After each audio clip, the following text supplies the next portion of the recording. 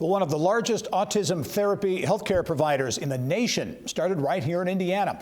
And the company is having yet another growth spurt. Hopebridge Autism Therapy Centers will add up to 40 new centers this year. Business of Health reporter Kylie Valletta has more. Kylie. Thank you, Gary. The new location set to open this year will bring the total to 140 centers in 12 states.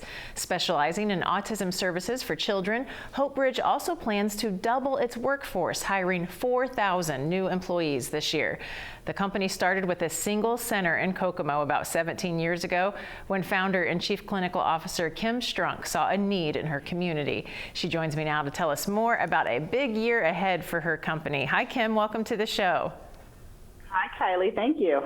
Well, let's talk about this explosive growth. What is causing so much growth for Hopebridge? You know, really for the last 17 years, the prevalence and the need for the services has just been kind of mind-blowing. Recently, the CDC just updated their prevalence rates for autism to 1 in 44. But I think that, you know, along the way, we've seen such progress in diagnostic processes and procedures that we're just really starting to be able to see these kids, the need really show, and excited to be able to provide the service that they need to get them help and help them to live their best life. And also, I want you to mention your acquisition, because that really drummed up some numbers for you too, right? Yep, absolutely. So Hopebridge, for the first time, we acquired another autism company, which allowed us to expand our footprint to 12 states. So we are really a national presence, mostly Midwest, but we do have a couple of centers out west as well. All right, we mentioned up top you're hiring 4,000 employees this year across your 12 states. Talk about what that growth is going to look like here in Indiana. Yeah, so excited. You know, we have 19 centers in Indiana, and I think last time we spoke, we were just getting ready to open our Elkhart, Indiana center, and so excited to tell you that that is up and running and doing really well. But in Indiana, we are still looking and exploring at areas that may need a center. We are looking at about 450 jobs created in Indiana alone. Out of those 4,000, about 450 will be in Indiana, and that will be to fill the existing centers. We also just expanded our Carmel center, so they just doubled in size, moved to a new location and doubled in size there. So continuing to expand the centers that we have in Indiana, as well as continue to look for additional sites that might be good. Okay, so we mentioned you're hiring 4,000 company-wide, about 450 here in Indiana. We hear a lot about the Great Resignation right now. Healthcare workers are facing burnout. There's a lot of challenging market forces right now. So how confident do you feel about the pipeline of specialists to be able to fill as many jobs as you're planning to fill? Yeah, it's, you know, I tell you, healthcare's a tough business to be in right now. And, you know, serving autism and the work that our team does is a hard job, to be honest with you. But the reality is that we really serve a noble mission. And so I'm really confident that we are going to be able to hit our numbers this year, because what we are doing makes such a difference. And I think people are really drawn to being able to be a part of making a difference in a child and family's lives.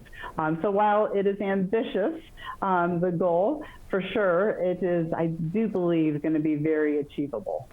And Kim, I want you to talk just a little bit about the amazing journey that you've had. We mentioned this started with one center in Kokomo, now grown to over 100. I feel like that's got to amaze even you sometimes. Yeah, it has really been probably the most rewarding journey of my life, to be able to be a part of this. So, you know, 17 years ago, that was before the autism mandate. So it was really before there was any ability to get services paid for. It was also before there was a real awareness of the need to diagnose these children early, and the value in that.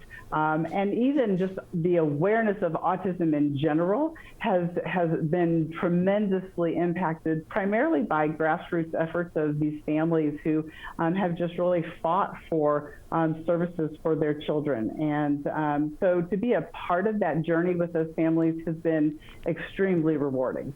And I want to talk just briefly about the bottleneck that you've mentioned off camera. Your company really focuses on diagnostics, and that addresses a bottleneck that a lot of families come up against. So can you explain that a little bit? Yeah, so, in order to get the insurance companies to reimburse for the ABA services, the children must have a diagnosis of autism. And that has historically been where families get tied up. So the wait list for a diagnostic appointment can be up to 2 years. And, for these kids, 2 years is a lifetime. You've missed so many developmental opportunities and windows when you have to wait for that diagnostic appointment before you can even start to think about treatment. So one of the things about 9 years ago, we introduced diagnostic services into our service line, and we've really had an impact on the ability to serve these children and increase their access to the services and the intervention. So it's something we are really committed to. We are actively seeking and recruiting psychologists to partner with us and help these children gain access to intervention quickly. All right, Kim, good luck with all the growth. Thanks for being on the show today. Thank you, Kylie.